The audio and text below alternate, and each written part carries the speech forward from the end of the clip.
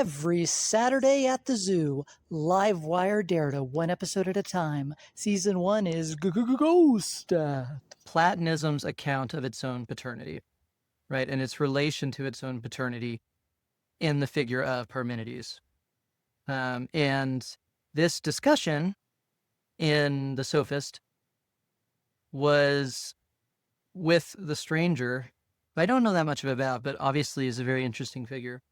And the question was, Father Parmenides, tantu patros Parmenidon logon. What a phrase! We gotta save this somehow.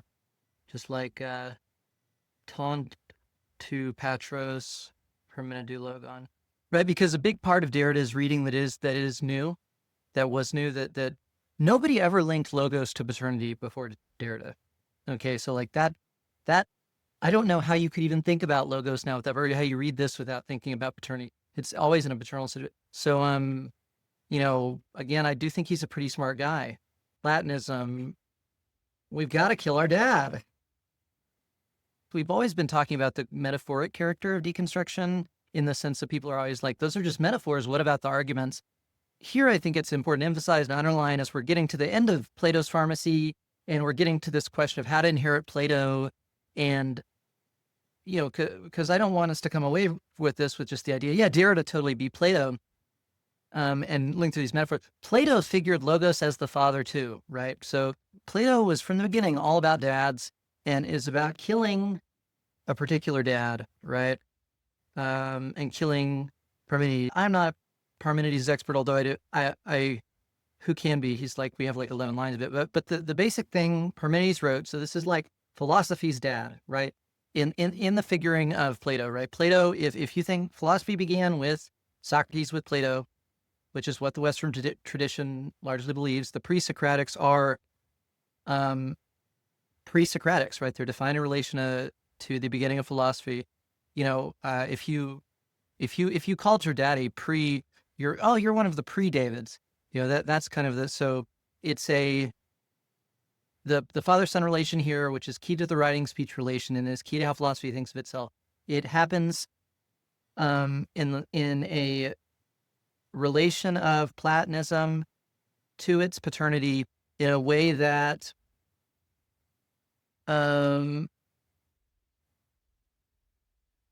needs to, I almost said deconstruct this unity of thought and being that is the basic slogan of Father Parmenides, or is the general account of Father Parmenides, right? So if we are like I'm a Platonist, I'm a Socrates person, if you're somebody post Parmenides, you're like, hey, I want to talk about copies and simulacra and art stuff. Even if in the end you're going to talk about those things, as we'll argue, to domesticate them, to repress them in the name of finding them to be writing, simply to identify them and to think about them, the thought is, well, they've got to have some being. And so there's got to be also some non-being in being. This is like the pre-deconstructive, I don't know, like the stroke of pre-deconstructive sort of insight that is going to be viciously domesticated by Platonism, and the pre-deconstructive insight is like, this idea of thought equals being, and so basically, being there's no difference between thought and being, so that means anything we think about is being, even things that don't exist or don't try to be real. I haven't read The Sophist or Parmenides recently, but I'm kind of riffing, so don't take it as a one-to-one thing. But this is the logic that's at stake here for Plato. We have to beat this all is being, no non-being, that sort of thing. We've got to it's got to internally be divided a bit. This is like deconstruction at the birth of philosophy that is then going to be eaten up. By the way, Parmenides, the dialogue is so incredible. I wouldn't be able to summarize it or anything, but like, you read that, and I think Deleuze says, like, at one point in Westfall, he's like, if you have any doubt about Plato being the master of the concept, like just read the Parmenides and you'll be blown away. It's like wonder. And that really is, was my reaction to it. I wouldn't be able to summarize it, but that's incredible dialogue. So thinking about Plato's pharmacy, what drugs Plato has been giving us, what drugs he's going to give us, in the sense of what are the good old things in Plato, the crazy, cool things Plato that Derrida's trying to save. That's got to be a concern for us, right, as we get to the end of this. We're killing our dad in Socrates, right? And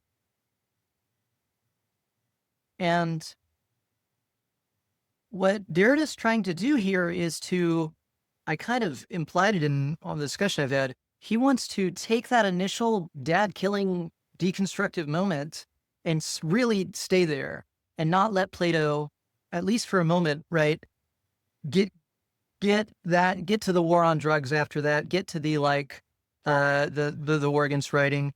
It's the, hey, Plato, at this moment, you felt or found something like deconstruction, and gosh, no coincidence that you start talking about the alphabet, diacritics, grammatical science when that happens, right? So again, it's like you had to. There was no other way to do that, is Derrida's argument. You can't kill your dad without writing. There's no other way. It has to be structurally something like writing. And that's why when Platonism says, hey, we got to kill our dad, they start talking about writing, okay? Because paternity, logos, speech, all presence to self, these are structural concordances and links that are not the choice of an individual person, of you or me or this or that philosopher. They are absolutely necessary and a priori and unstoppable. So Derrida's showing that to us, right? Okay. And that's this line. So I think we'll read a little bit more because he's going to be filling, because remember, this is Derrida's biggest, like, unapologetic Adderall essay, unapologetic, just like all that. No, that's not true. He's got some really, really unapologetic, but in terms of the canonical sort of amazing ones, this is his most, amphetamine essay or his most, like, I'm going to stay up for days writing this. And then, and so he's writing it as he's writing it, he's filling it in, he's proliferating threads. And then he always takes a step in a moment to go, okay, gather all these threads together and present it. After you get good at Derrida, everything else is like reading the newspaper. And that doesn't mean it's stupid, but it just means that it's like you at all. It just means that the complexity is easy to access in a way that I don't think, I just don't, I think there's no other comparable thinker in terms of giving these tools.